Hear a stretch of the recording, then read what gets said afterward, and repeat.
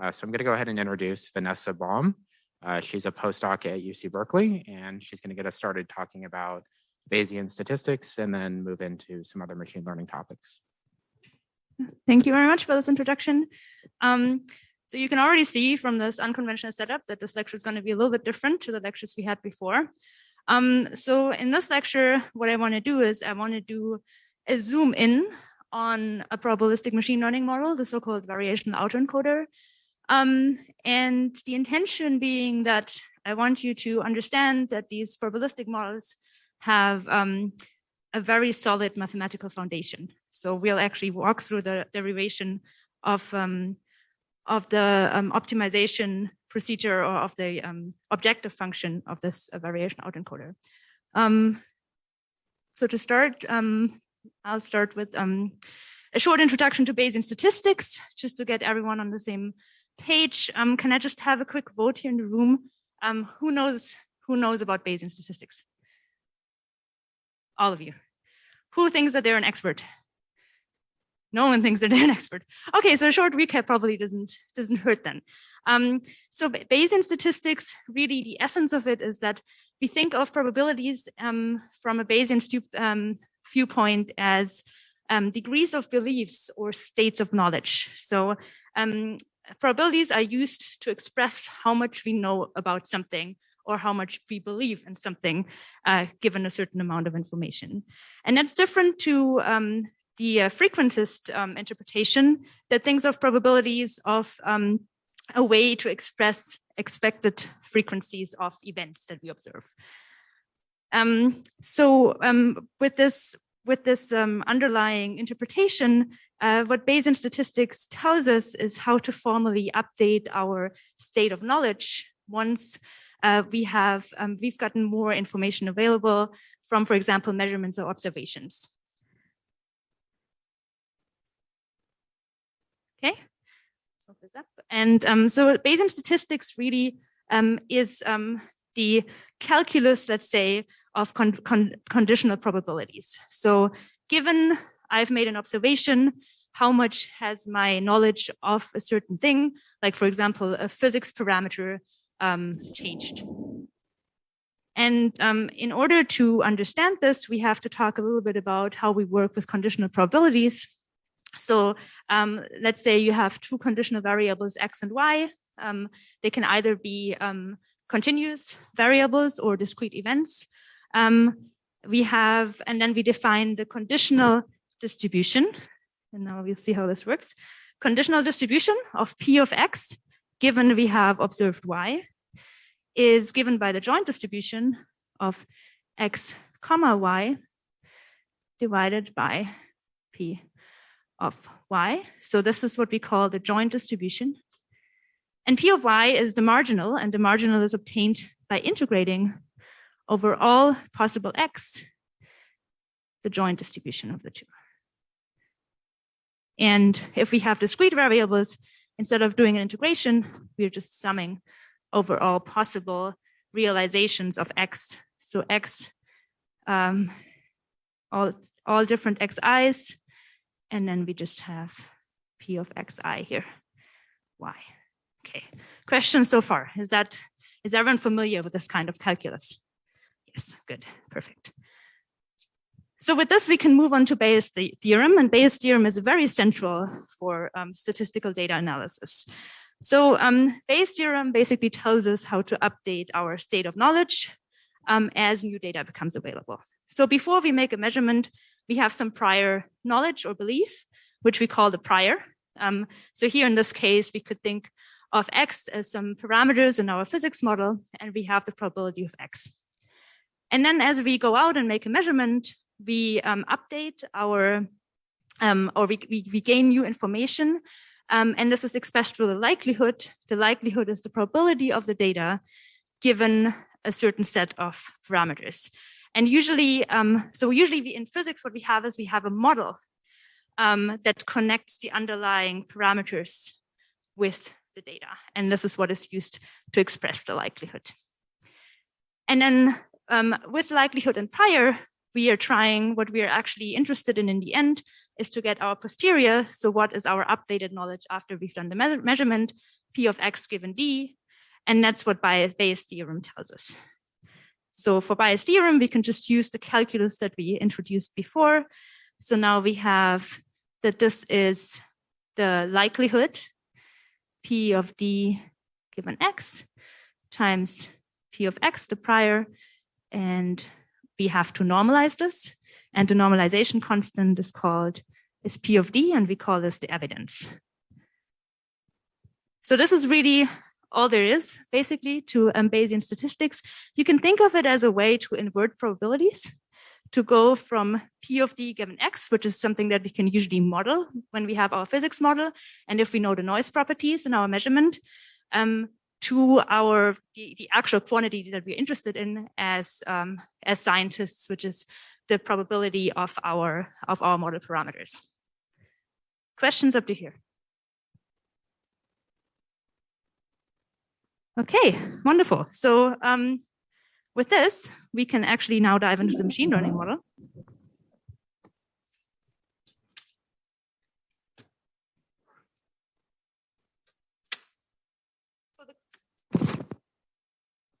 The question is now, why do you care about this Bayesian statistics, and why do you care about it in the context of machine learning? And for this, I just want to recap what you learned this morning about the autoencoder. So this morning, you learned about this unsupervised machine learning model where you take some data. You have two networks.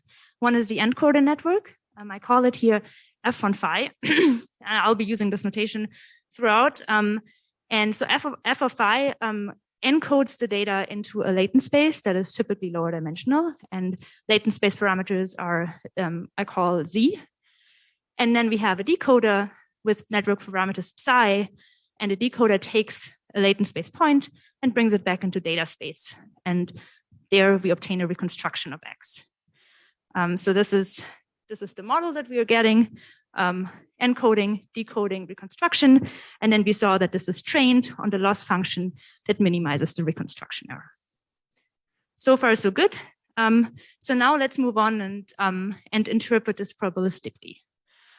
So by doing a compression, we have lost information about X, which means that we now have, we basically have a probability distribution over possible X given our latent variable, because there's this additional part of information that we would need to describe X. Oops, the next page, and we've lost that. So basically, we now have a probability distribution, and we want to express this.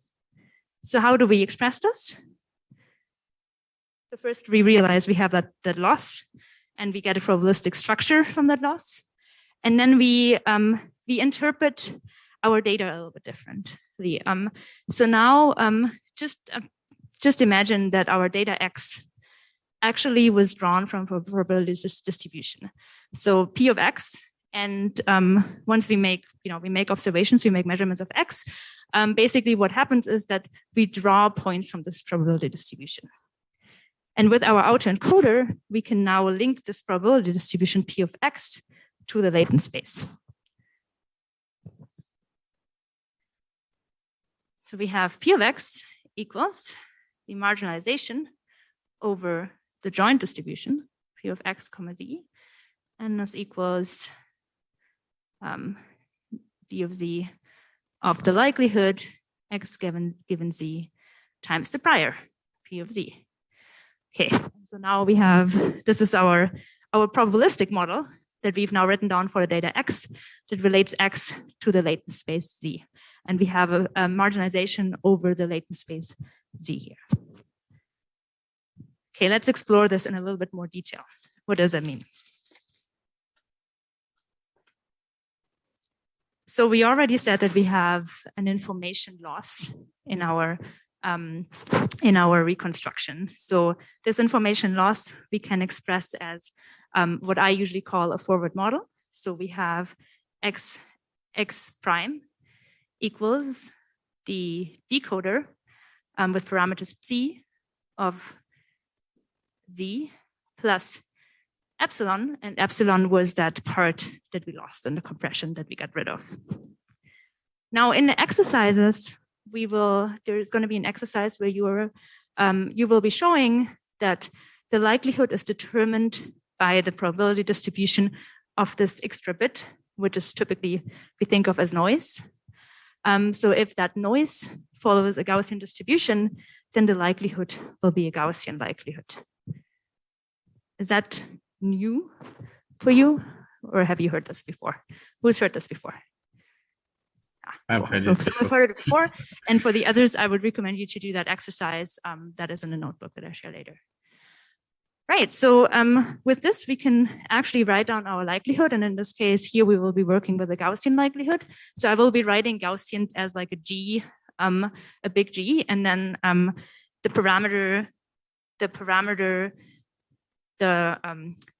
variable is the first entry.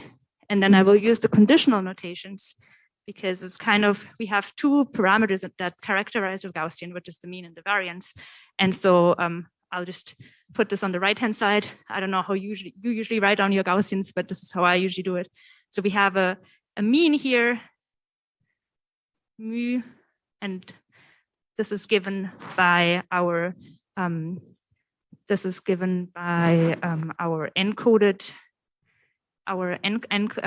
decoded distribution. So we have G of psi of Z. Okay, this is the mean of the Gaussian. And then the variant or covariance of that Gaussian will be the same as the covariance of the noise. And I'll just call this, I don't know, large epsilon. Okay, so this is our Gaussian likelihood distribution. And as you can see, the Gaussian distribution depends both on the latent variable as well as on the network parameters. Yes.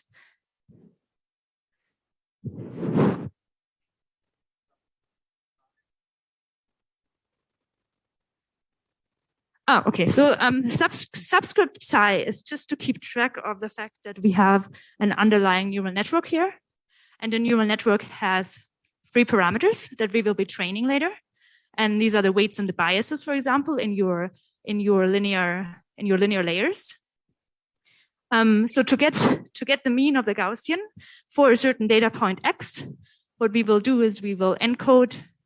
Well, but in this case, we forget about the encoding because we're just concerned with the likelihood. So we start with Z, and then we just decode, and the decoding is done with the network. So this depends on the parameters psi. So mu is going to be different depending on how your parameters psi were trained, what value you got for them. And then this is just a way to keep track of the fact that now our probability distribution depends on the network. So our probability distribution is parameterized by the network. And this is kind of where, the entire machine learning part becomes probabilistic, where we are starting to encode probability distributions rather than just actual like numbers. Okay, any more questions?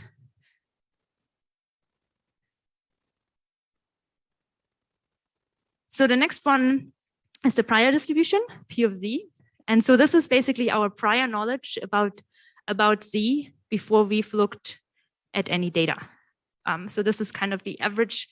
You can think of it as the average over all data of the encoded distribution here. And now this here, I've written down the posterior here. So because we have a probabilistic structure now, we have both. We have a Gaussian, we have a likelihood, we have a posterior, and we have a prior.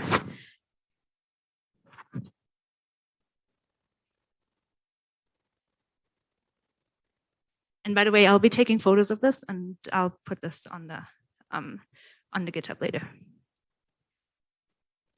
Okay.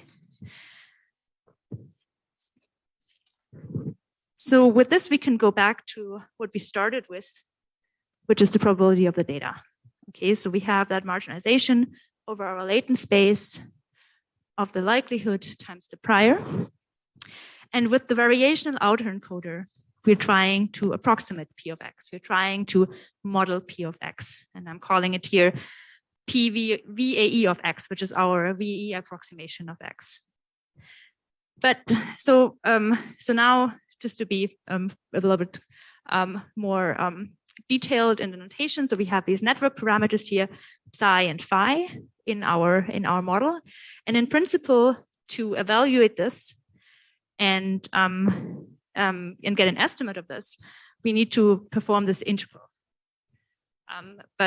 So Z is fairly low dimensional, but still comparably high dimensional. So latent spaces for images can easily be 128, 256, and so on. So actually computing these high dimensional integrals can be extremely expensive because often we don't have an analytic form for this because we have nonlinear functions here. We can have all kinds of probability distributions here. And so we need to somehow numerically evaluate these integrals. And that's just not really reliable and also really, really expensive.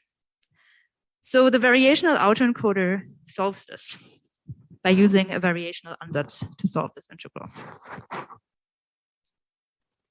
And it's using two tricks. The first trick is the Jensens Inequality. The Jensens Inequality says that if I have a convex function phi, then the following inequality holds, which is that the function applied to the expectation value of a random variable is smaller than the expectation value of that function applied to that random variable. So it's basically a rule about how I can exchange the convex function with the expectation value. And so a convex function, you might remember from calculus, is a function that has kind of like a clear minimum that is curved in one direction. And I've just written down the actual definition here, where t is smaller than 1, but it's not that important. What is going to be important for our derivation is that minus logarithm of x is strictly convex if x is larger than 0. And then the second ingredient is that we're going to be using or introducing an approximate posterior or variational distribution.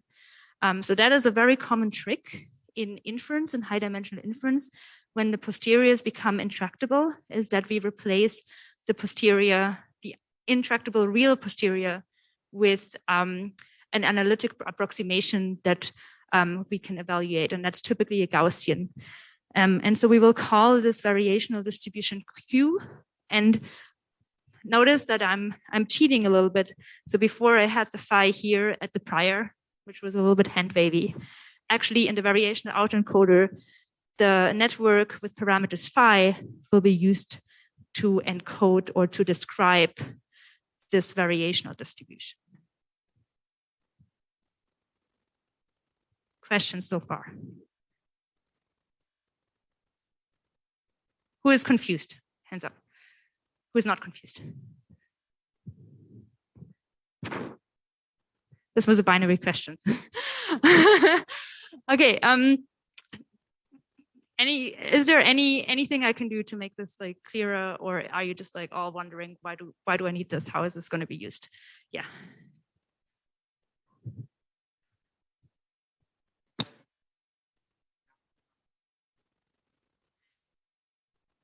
Okay. Can I walk through an example of how Q phi? Yeah.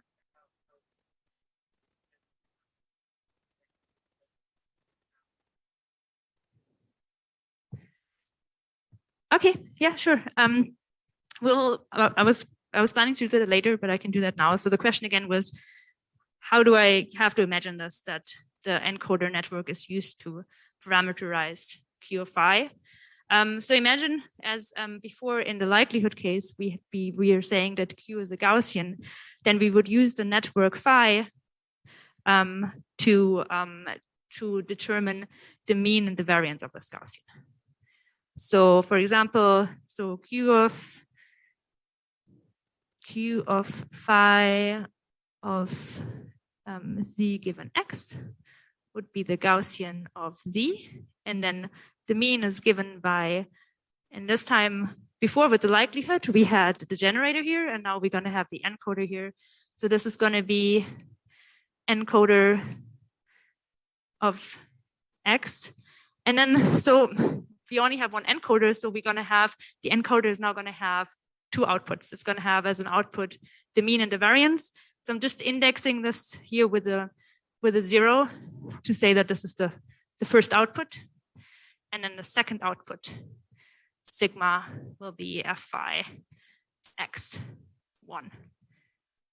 And this is how we have parameterized our probability distribution with the neural network. You can, of course, do fancier things, but the beauty here is that we will train our neural network such that it tries to accommodate this Gaussian distribution. Because we have that freedom, or it has that freedom to choose what the latent space will look like.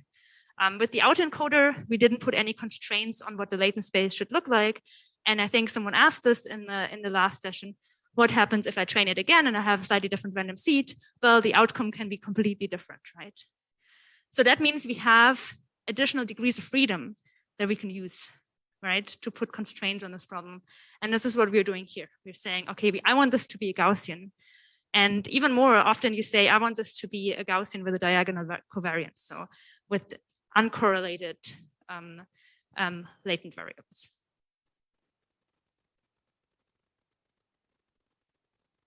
Any more questions?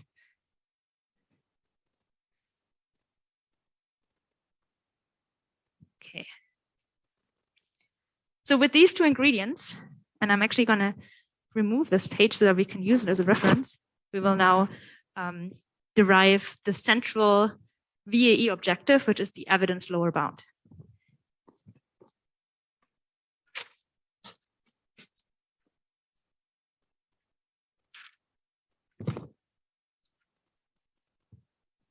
Okay. So as we already mentioned in the beginning or before, I'm just going to write this down one more time. So we want to estimate P of X. And P of X is the marginal dz of P of X given Z, P of Z. And usually because probabilities can be very small, we usually like to work in log space. So let's just take the log on both sides. And also because that will allow us to use Jensens Inequality. So we have the log integral d of z, p of x given z, p of z. Okay, and this is the moment where we introduce our variational posterior distribution. So we basically just multiply and divide. And so we basically just multiply one.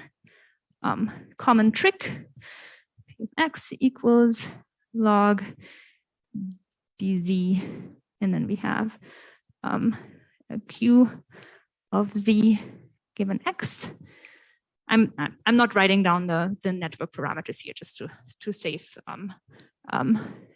ink, and also because what I'm deriving is like general and doesn't depend on this being networks. And then let's leave this here and then divide out the q of z given x.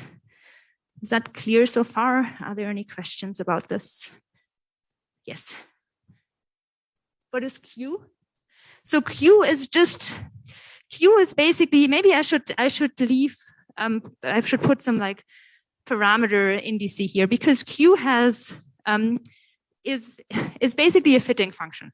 It's a probability distribution that we will in the end fit to be as close as possible to the real posterior. But it is basically just an approximate posterior, and it has a functional form that is tractable and that we can parameterize somehow.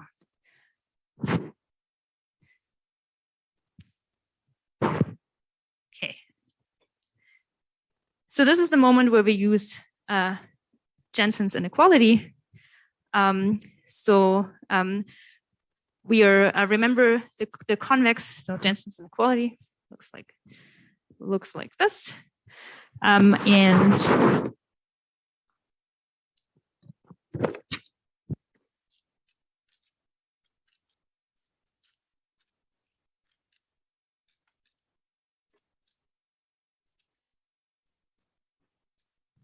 that's very old school.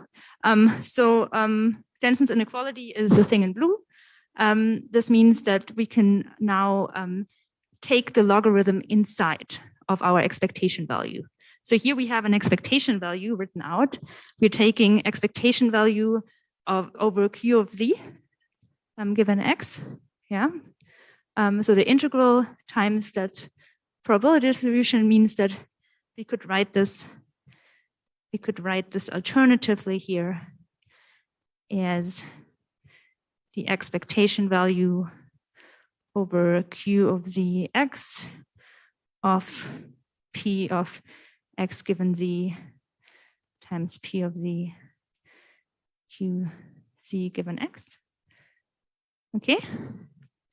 So that means we can use Jensens Inequality. Jensens Inequality works for the negative logarithm, which means that if we use it for a logarithm, we need to change the sign to the other direction. So we will have log P of X is now larger or equal to, and now the expectation value is outside of the logarithm. So we can take the integral out, Q of Z given X, and then we have the logarithm of these two terms. And I can already split them up into two, P of X given Z minus, I'm going to switch this around and make this a Q of Z given X divided by P of Z. Oh, and this should also be a logarithm around here. Okay. Oh, I'm sorry, you didn't see that. So all we did again is we exchanged the expectation value and the logarithm using Jensens Inequality, which transformed the equal sign into a larger equal sign. And then so this is the expectation value. I took the logarithm inside, and then I used just like logarithm rules to split this thing into the sum of two terms. And I also switched this around. This gave me a minus sign, so I have a minus here now. So we now have on the right-hand side a lower bound to P of X. So whatever is we're going to find on the right-hand side is guaranteed to be smaller or equal to P of X. And this is extremely awesome because in machine learning, one thing that we rarely get are guarantees. And this is a guarantee. This is a guarantee that no matter what we do, we'll, in the best case of P of X, and maybe we'll have something less, but we'll never overestimate the probability of X. And that's one of the powers of the variational autoencoder. Okay, so let's look at the right-hand side a little bit more closely. What have we gained by using the Jensens Inequality? We now have two terms here. The first term, okay, so I'm just gonna write these terms out again. So the first term is an average over, you can think of it as an average over samples from Q of the logarithm of the likelihood. And this is basically the reconstruction error. The reconstruction error that we had before in the autoencoder. So the likelihood measures, and I should have probably written this out before, but if the likelihood is a Gaussian, for example, then let's just do maybe a little insert here. Gaussian likelihood. Then log P of X given Z up to constants. We have here what we usually call the chi-square. We have X minus G of Z squared. And of course, there's like a minus 1/2, blah, blah, blah. So I'm just dropping this. Divided by whatever our noise was. Okay, so basically what we are measuring here with this term is we are measuring the average reconstruction error. So we are recovering one of the terms that we had before when we trained our autoencoder, only that now instead of just looking at the reconstruction, which is like the upper part in this term, we are actually also taking into account the reconstruction error. Okay. The second term is a little bit more complicated. So the second term is minus because we changed the sign here. Again, same average, Q of Z given X. And then we have the logarithm of the ratio of Q of Z given X divided by P of Z. So the approximate prior divided by, the approximate posterior divided by the prior. Does anyone recognize this, what this is? Has anyone heard of the kobach-Leibler divergence before? The KL divergence? No? So if not, that's no problem. You just have to believe me that this is the kobach-Leibler divergence. And so the kobach-Leibler divergence is, let me write this down. Kobach-Leibler divergence is a distance measure between probability distributions. So it measures the distance between, or the similarity between the distributions Q and P. It is not an actual distance metric because it is not symmetric. To have a metric, there's, I think, 3 conditions that have to be satisfied. And one of them is that it has to be symmetric. But if I exchange Q and P here, I would get a different result. So it is a distance measure, but it is not a distance metric. But it is guaranteed to be larger than 0. So this is DKL is how we usually write this. And now I have to look at my solutions because I never get this right. Yeah, it's like Q to P is when it is written in this way. Otherwise, Q and P would be exchanged. And this is always larger or equal to 0. And it is only 0 if the 2 are the same.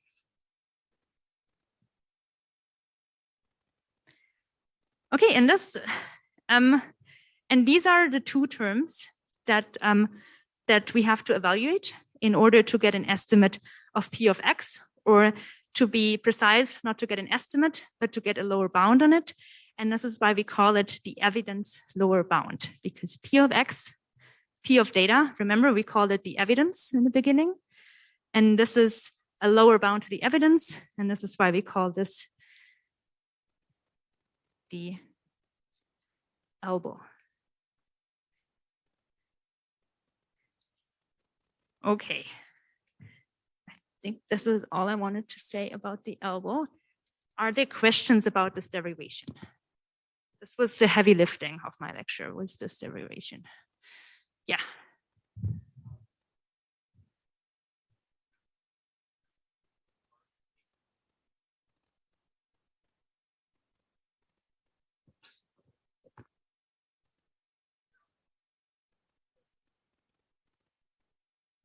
It's convex, yeah.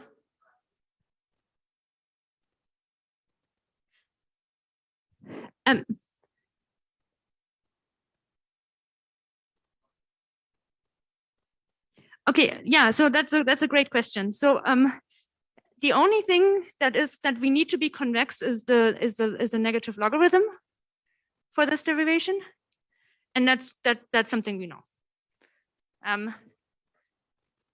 Oh right, oh yeah. So the question was how we can guarantee the convexity and I've, my answer is to clarify that we don't need any of these probability distributions to have any certain properties. All we need for this derivation is that the logarithm, the negative logarithm, is convex, and this is just given and can be proven fairly easily. I guess you were also asking about the limitations of Q, right? Like, what kind of distributions do I need for Q? I think this is a great question, and I think it is one of the big limitations of this variational approach is that the distributions that we can actually use for Q must be, tractable distributions that we can easily sample from, and that's typically a Gaussian. And there are efforts, there are ways to use more complicated distributions, but then the training often gets harder. And it gets harder and harder to minimize, or in this case, maximize these two functions, because we still stochastically, just like we train a neural network, so we just stochastically walk through the space, and we start. If you, for example, just use a full covariance Gaussian, then you start having numerical troubles usually training this. So that's one of the reasons why usually what people use is a diagonal Gaussian. So that's something that hopefully you will see in the exercises, is that this looks beautiful on paper, but it can be a pain to train. Just because we are stochastically minimizing it, and we have two terms that we have to balance here. We have the likelihood term and the kobach divergence, and both of them have to be maximized, or what we're training on is the negative elbow, so they have to be, the negative of those terms have to be minimized. And often the model has a really easy time minimizing one of them, and then it just keeps minimizing this one term, and the other term stays large. So we will see this in the exercises. Great question though, thank you. Okay, any other questions? Yep.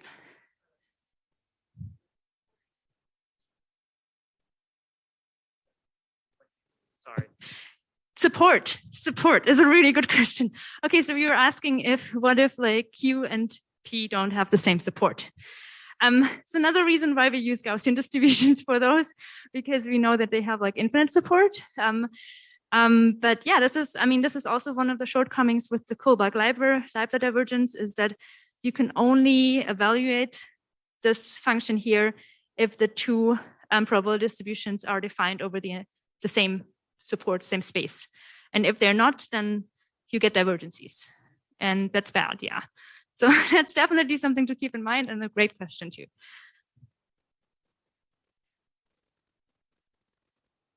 Any other questions?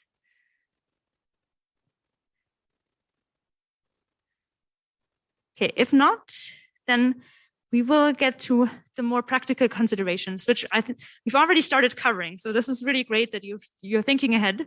So the variational autoencoder is trained on this objective here, the elbow, which has two terms, a KL term, and the KL term, what it enforces is that the prior and the posterior are as close as possible, because it is zero, it is minimal if both of these are the same.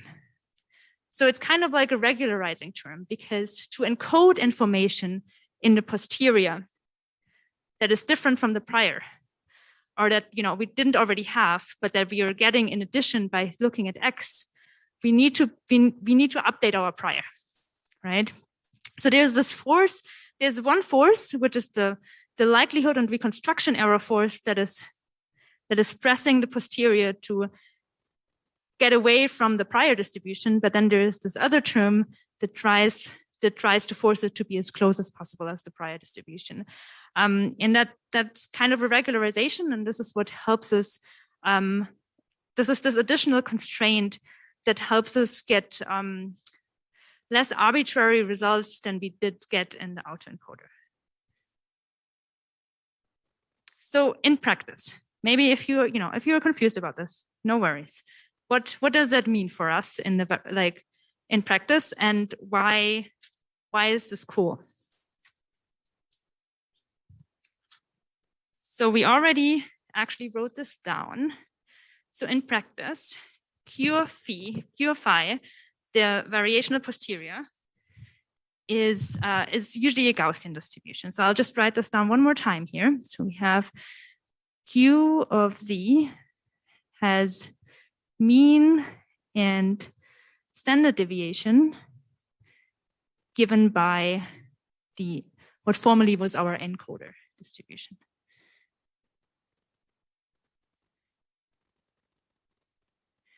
And by making this a diagonal Gaussian, we decorrelate the latent variables, which is kind of nice. It's a little bit like a principal component analysis, but now in a nonlinear way.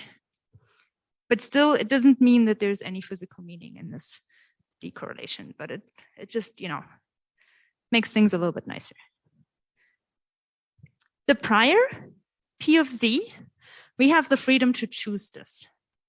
And typically what we choose is just the standard normal distribution. So we just use, again, a Gaussian where mu equals 0 and the standard deviation equals 1. And the model, the training of the model will ensure that this distribution is actually Gaussian. Now, how do we evaluate the elbow? That's something I haven't really talked about much yet. So I already hinted that we can evaluate it by drawing samples from Q of Z and then just evaluating the terms on these samples and averaging this. So we have, again, here our P of X given Z, with the psi parameters. And here we have, expectation value.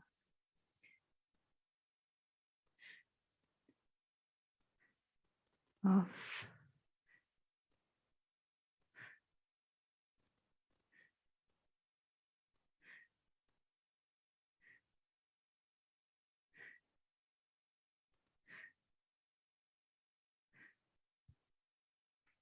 So when these two are Gaussian, those two distributions, then we can actually evaluate the kobach-Leibler divergence analytically, but it's typically not done because the stochasticity actually helps with the minimization. So typically both of these terms are evaluated by drawing samples from Q of Z and then evaluating these two terms on these samples and averaging over these samples. But, and I should put the parameters, the network parameters in here. Training requires that we take the derivative of this with respect to the network parameters. Now, how do I take the derivative through an expectation value? Any guesses?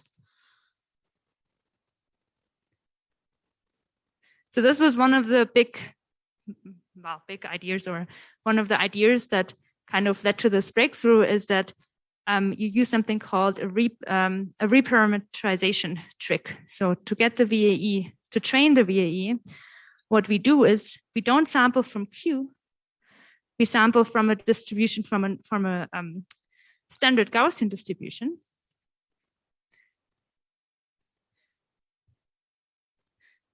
Okay, this has no parameters and we can just draw from this.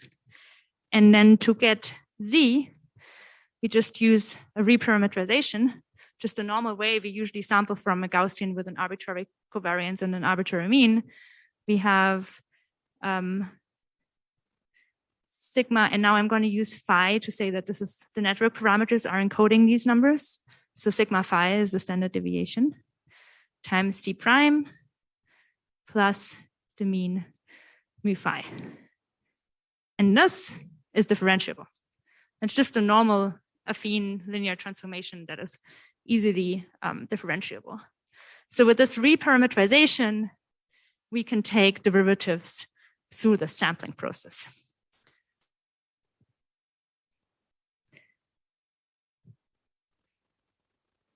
Okay, so the last point for today is what is the VAE good for?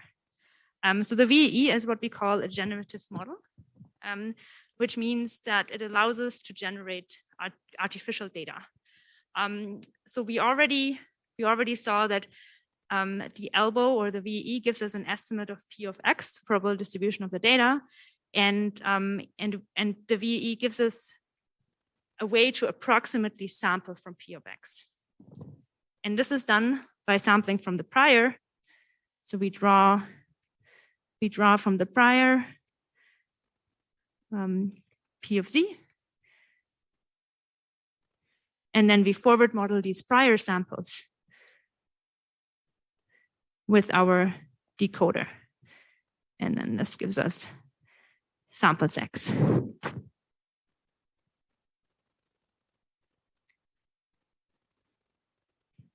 Also, that was mentioned before, different to the AE, to the autoencoder, we now get a continuous latent space. So this allows us to interpolate between different data points. And we do this by taking a data point, bringing it into the latent space by taking the maximum of the posterior for this data point. And then another data point, again, bringing it into data space. And then we can linearly interpolate between these two data points along, basically draw a line in the latent space between these 2 points. And then when we forward model every point along this line with our generator, we will get a smooth transition from one data point to another. So you might have seen these images of like faces where it starts out with, a guy with brown hair, and then it like smoothly transitions to a blonde woman, for example. So this would be one of these applications where we interpolate in the latent space and we forward model into the decoder space.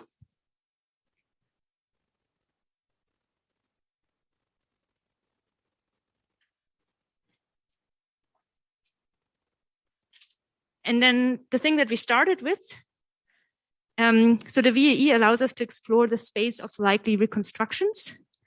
Since we have lost information in the compression, now the reconstruction is probabilistic.